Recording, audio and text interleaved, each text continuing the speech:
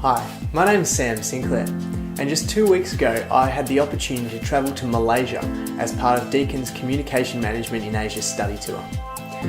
We're going to take a few moments now to talk about what the study tour did for me, the kind of skills that it's taught me, as well as what it's done for my career goals. The study tour lasted 14 days, and all of this was spent in the city of Kuala Lumpur.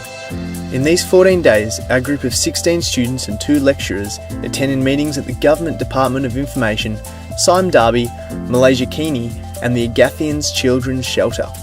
We did work placements at various media and PR agencies. I did mine with Amy at Weber Shandwick.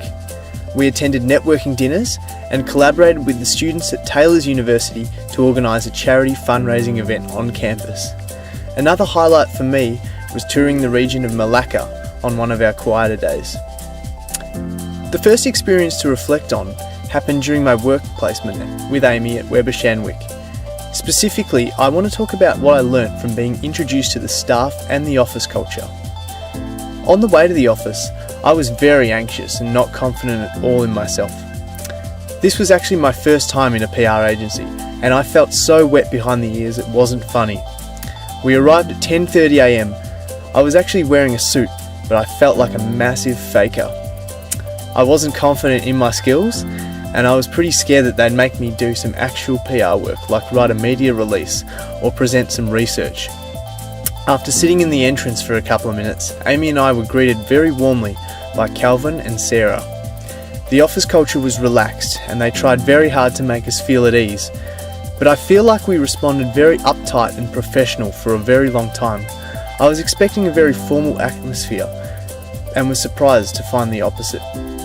I was also surprised at how well everyone spoke English and even conducted all their business in a language I could understand.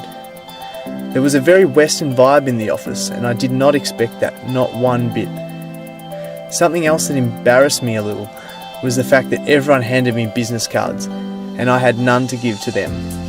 However, after 2 days of ice-breaking, which included a media event, going to lunch, and a creative meeting in the boardroom, I finally managed to relax and engage in good casual conversations with the Weber Shandwick staff.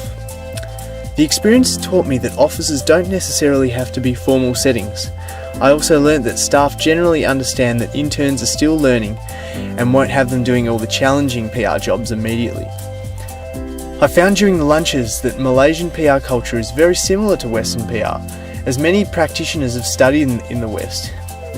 An interesting thing about this is that I can actually see myself working in Malaysia in the communications field.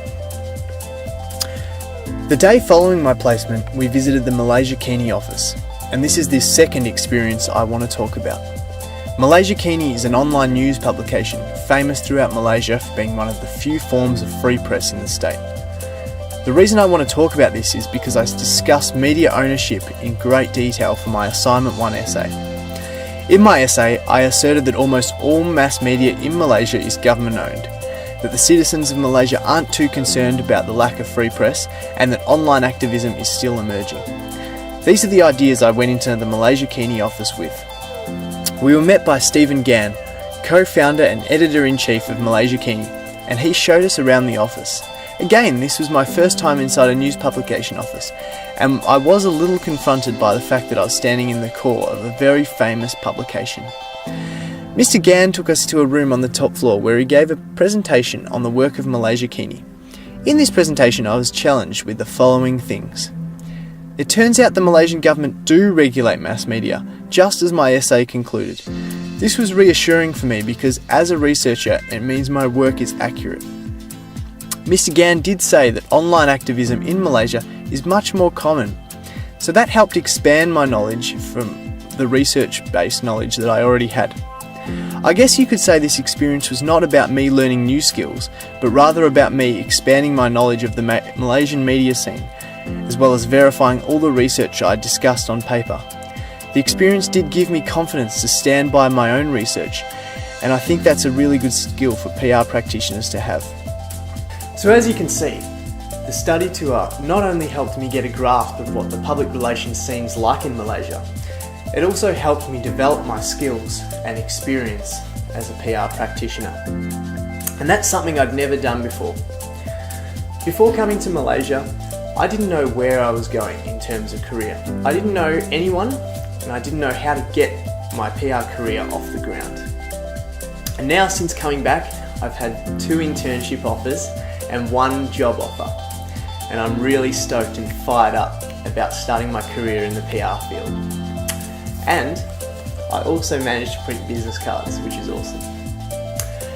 I'm Sam Sinclair, and I would definitely recommend the program to anyone who wants to get into the PR field. Thanks for watching.